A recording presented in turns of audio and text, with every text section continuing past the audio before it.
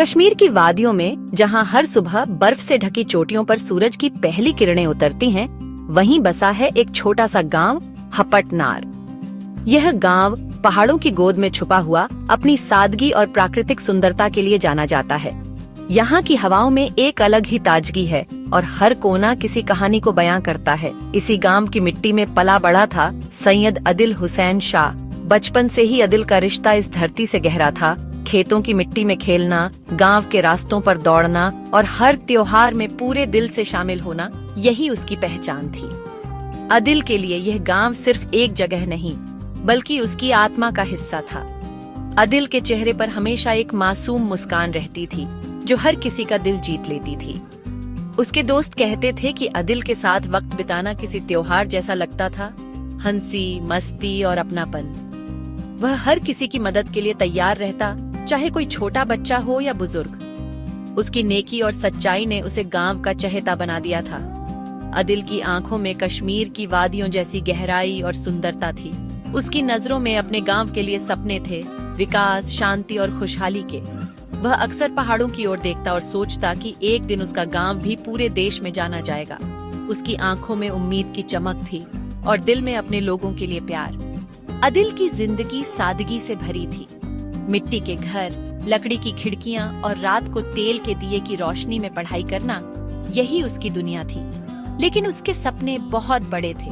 वह चाहता था कि उसका गांव आगे बढ़े, बच्चे पढ़ें लिखें और हर घर में खुशहाली आए। आदिल खुद भी पढ़ाई में आगे था और अपने दोस्तों को भी आगे बढ़ने के लिए प्रेरित करता था।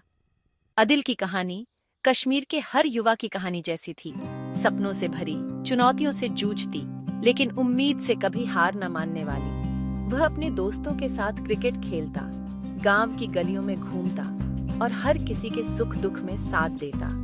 उसकी सादगी और मेहनत ने उसे सबका प्यारा बना दिया था। लेकिन किसे पता था कि एक दिन आदिल की बहादुरी और उसकी शहादत उसे आम से खास बना देगी। उसकी कुर्बानी ने न सिर्फ गांव बल्कि पूरे इलाके को गर्व से भर दिया। आज भी जब गांव के लोग आदिल को याद करते हैं, तो उनकी आंखों में आंसू और दिल में गर्व दोनों होते हैं। आदिल की कहानी पहलगाम की वादियों में हमेशा गूंजती रहेगी। बचपन से ही आदिल को अपने आसपास की प्रकृति से प्रेम था। हरी भरी वादियां, ऊंचे ऊंचे पहाड़ और कलकल बहती नदियां, यही उनके खेल के मैदान थे। माँ बाप का लाडला, बहनों का दुलारा, आदिल बचपन से ही जिम्मेदार था। छोटी उम्र से ही उन्होंने परिवार की मदद करनी शुरू कर दी थी। पढ़ाई के साथ साथ वो पर्यटकों को घुमाने का काम भी करते थे। अपनी मेहनत की कमाई से वो अपने परिवार का हाथ बटाते थे। जीवन सरल था, लेकिन आसान नहीं। पिताजी की सेहत ठीक नहीं रहती थी, जिसके कारण घर की जिम्मेदारी आदिल के कंधों पर आ गई थी। अपनी पढ़ाई छोड़कर आदिल ने पूरी तरह से काम संभाल लिया। पर्यटकों को घोड़े पर बिठाकर पहलगाम की खूबसूरत वादियों की सैर कराना, यही उनका रोजगार बन गया। मुश्किलें चाहे कितनी भी आईं, आदिल ने कभी हिम्मत नहीं हारी। उनके चेहरे पर हमेशा एक मुस्कान रहती, जो सबको अपना बना लेती।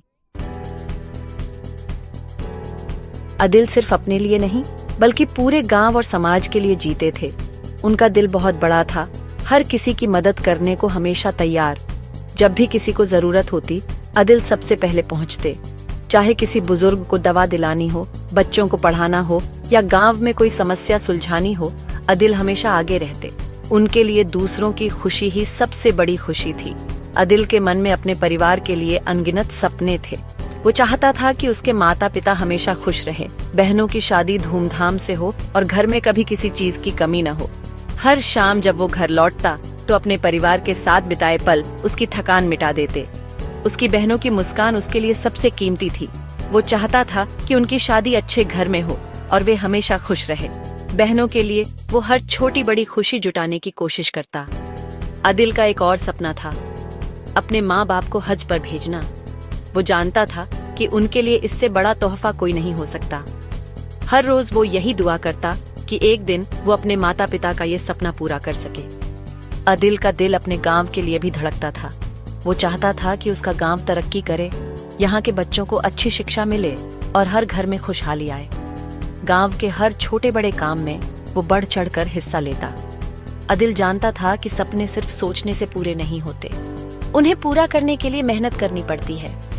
वो हर दिन खुद को बेहतर बनाने की कोशिश करता ताकि अपने और दूसरों के सपनों को सच कर सके। हर सुबह जब सूरज की पहली किरण पहाड़ों पर पड़ती, अदिल नई उम्मीदों के साथ उठता। उसके लिए हर दिन एक नया मौका था, कुछ अच्छा करने का, अपने सपनों के करीब जाने का। अदिल समय पर तैयार होकर पूरे जोश के साथ अपनी ड्यूटी पर निकल जाता। रास्ते में वो हर किसी को सलाम करता, मुस्कुराता और अपने काम के लिए पूरी तरह समर्पित रहता। अदिल की ईमानदारी, मेहनत और अपनापन ही उसकी सबसे बड़ी पहचान थी। पर्यटक उसे बहुत पसंद करते थे क्योंकि वो न सिर्फ उन्हें कश्मीर की खूबसूरती दिखाता बल्कि अपने दिल की गर्मजोशी से उनका दिल जीत लेता। अदिल के सपनों की उड़ान उसकी मेहनत और नेक इरादों से ही संभव थी। अप्रैल 2025 की एक मनहूस सुबह, जब पूरा पहलगाम पर्यटकों की चहल पहल से गुलजार था, तभी अचानक कुछ ऐसा हुआ जिसने सबको हिलाकर रख दिया। आतंकवादियों ने पहलगाम पर हमला कर दिया। चारों तरफ चीख पुकार मच गई। लोग जान बचाने के लिए इधर उधर भागने लगे। उसी समय अदिल कुछ पर्यटकों को लेकर बैसरन घाटी से वापस लौट रहे थे। अचानक हुई गोलीबारी से चारों तरफ भगदड़ मच गई। अदिल खुद को सुरक्षित स्थान पर ले जा सकते थे, लेकिन उन्होंने ऐसा नहीं किया। उन्होंने देखा कि कुछ आतंकवादी पर्यटकों पर हमला कर रहे हैं।